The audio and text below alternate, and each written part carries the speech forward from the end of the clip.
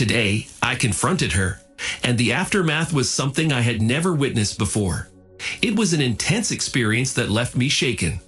I want to clarify that the following account was written on the day it happened, so my emotions might not perfectly align with the comments I made in the past few days. Please understand that I have a lot to process, and as a result, I may not be available to respond for a while. This incident has deeply affected me, and I hope to never endure something similar again. Confronting her today was undoubtedly the most challenging task I have ever faced. I find myself experiencing occasional tremors, as if my nerves are on edge. She left today, whether it was for work or to see Chris, I'm uncertain. I attempted to check her location, but either she had disabled it or my phone was malfunctioning. I lacked the means to track her down and address the situation. The anticipated confrontation is scheduled for later this week, but I couldn't afford to wait any longer. I needed to confront her before she had a chance to come up with any more elaborate fabrications. As I heard the sound of the garage door opening, I quickly activated the camera. She entered the room, completely unaware of what was about to happen.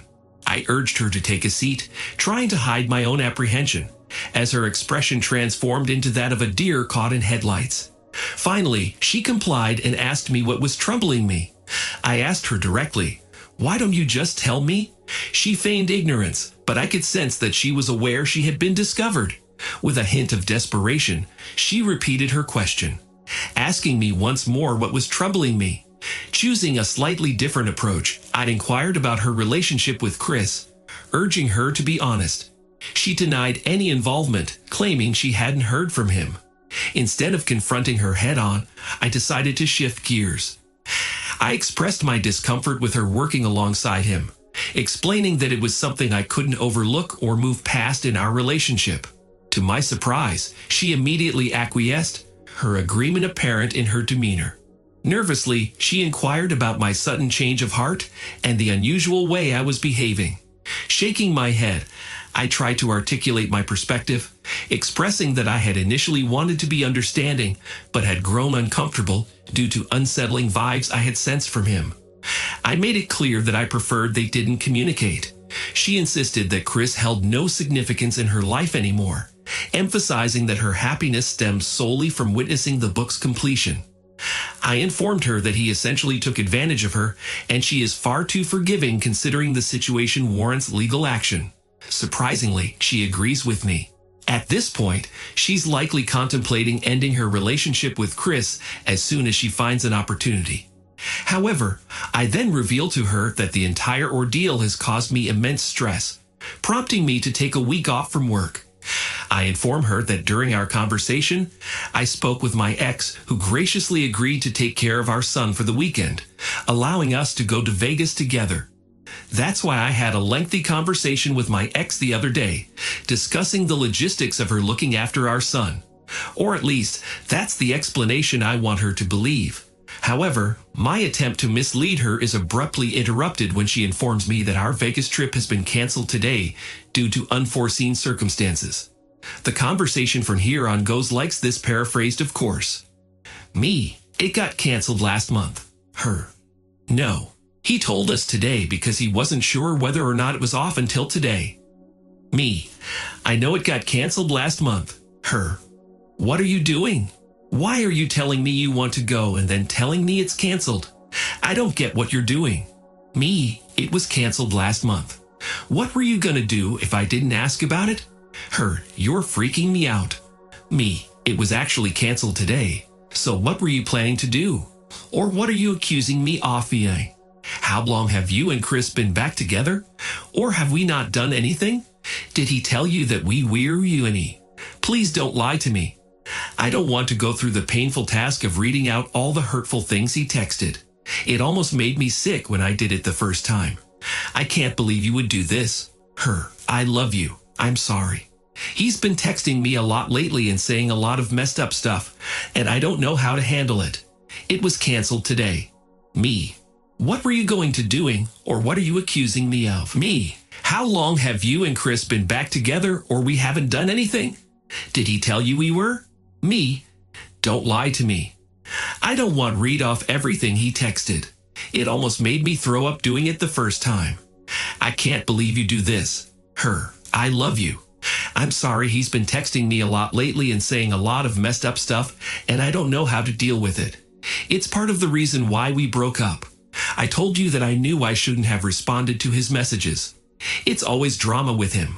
All his messages were fine, but he started with the missing me stuff again.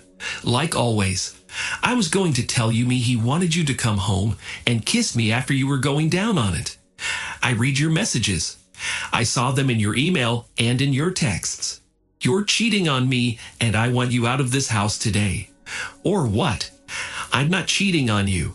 If you don't want him around, I'll tell him to get lost. But honey, I'm not cheating on you. Is that what he told you? He's lying. Me, stop it. I told you I went in your messages on your phone. You're going to get your stuff and you're going to go to your parents. I made copies of your emails and screenshots from your texts.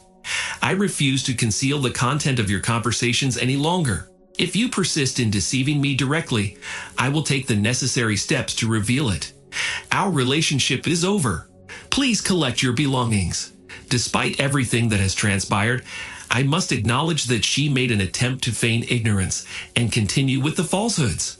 However, her facade eventually crumbled under the weight of the evidence as I handed her the printed copies of your text exchanges.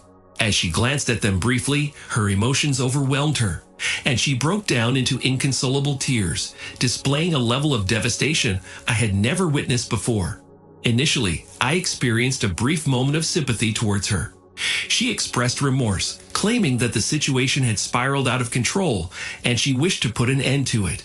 However, she revealed that her partner had become possessive and resorted to threats of exposing their relationship if she tried to break things off.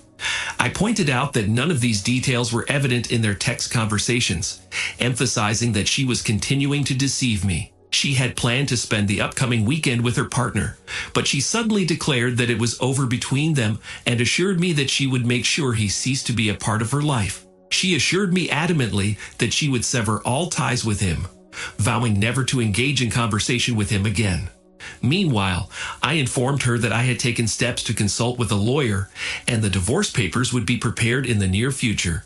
Upon hearing this, she erupted in an outburst, repeatedly exclaiming, "You've been talking to a lawyer."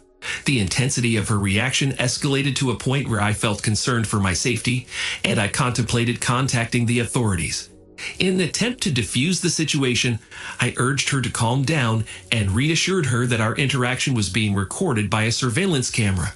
Subsequently, she continued to experience a profound emotional breakdown, appearing unrecognizable compared to anyone I had encountered before.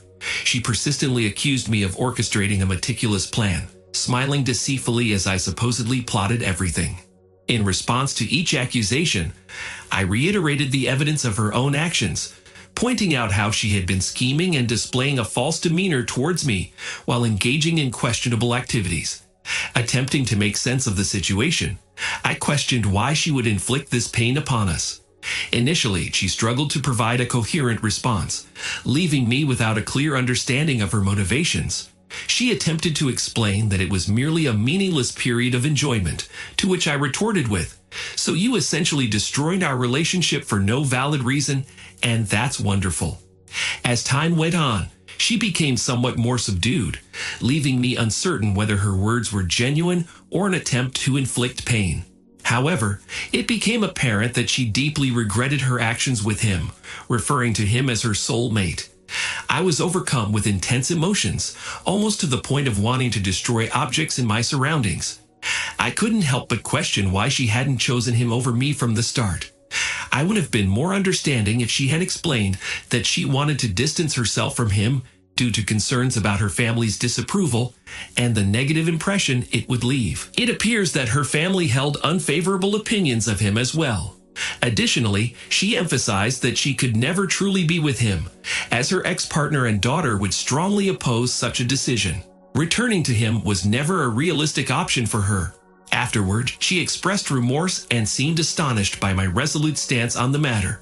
She admitted to the gravity of her mistake and pleaded for a chance to make amends, promising to do whatever it took to repair the situation. In response, I firmly declined her offer, She then asserted that we wouldn't be getting a divorce, believing that she could make things right. However, I informed her that there was nothing she could do to regain my forgiveness.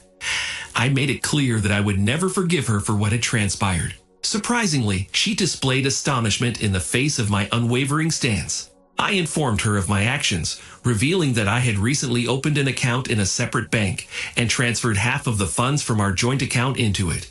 The remaining balance was hers, and she had the option to retrieve it herself or allow me to handle the matter. I made it clear that the joint account would be closed. She simply nodded in understanding and suggested that we would likely need to visit the bank together to complete the closure process. Subsequently, she began calmly packing her clothes, occasionally shedding tears and curiously interspersing threats that nothing should go missing. I shrugged it off and calmly suggested that she document the condition in which she left her belongings and her daughter's belongings. This way, when she returned, she would be able to see for herself. I assured her that I hadn't touched anything. Her parents were informed, and they were astounded by the situation. They expressed their surprise that Chris was even involved and spent time apologizing to me. Shortly after, she left my house. The following day, my ex-spouse bombarded my phone with numerous texts expressing love and apologies, insisting that we could resolve the issues. It got to the point where I considered getting rid of my phone altogether. I contemplated switching off my phone, but since my ex-wife had custody of our son, I felt it was necessary to keep it on in case of any emergencies or last-minute changes when he was returning home. Instead, I found myself responding to her text messages by sending screenshots of the most unpleasant parts of our conversation, choosing to remain silent. To my surprise, my ex eventually arrived with our son and even brought dinner from my favorite Chinese restaurant. When I broke the news to my son, I didn't provide him with all the details, but he directly asked if his mother had cheated on me. The suddenness of the situation led him to make that assumption, and without delving into specifics, I confirmed his intuition. They stayed with me for a while before heading back home, but ever since then, it feels like we've all been in a state of limbo, trying our best to maintain some semblance of normalcy within the house. As I write this, a couple of days have passed, and I'm about to head to the gym before meeting with my lawyers. This situation has become incredibly overwhelming, with new developments unfolding at a rapid pace. I could spend hours typing and still not capture all the updates regarding my soon-to-be ex-husband. He is scheduled to pick up his daughter's belongings, and I will do my best to explain to her that she can always reach out to me if she needs anything. As for contemplating whether to disclose to her ex-husband about her involvement with Chris, it seems like a futile endeavor. It wouldn't achieve much in the grand scheme of things. Anyway, I've already fought and won the first battle in this ordeal, but there's still much more to come. Given the circumstances, it's hard to define winning, but I've managed to navigate through this challenging situation as best as I can. Although there's a part of me that desires to confront Chris, I recognize that it would only drain my time and energy, accomplishing very little. It would be wiser to focus on my work, hit the gym, or find a meaningful way to express my gratitude to my ex-wife, who has been an absolute MVP, supporting me throughout this entire ordeal. Well, that's all I can share for now. Thank you for listening to the story to the end, and if you like it, please support us with a like as well as subscribe to our channel. Write in the comments what you think about the story.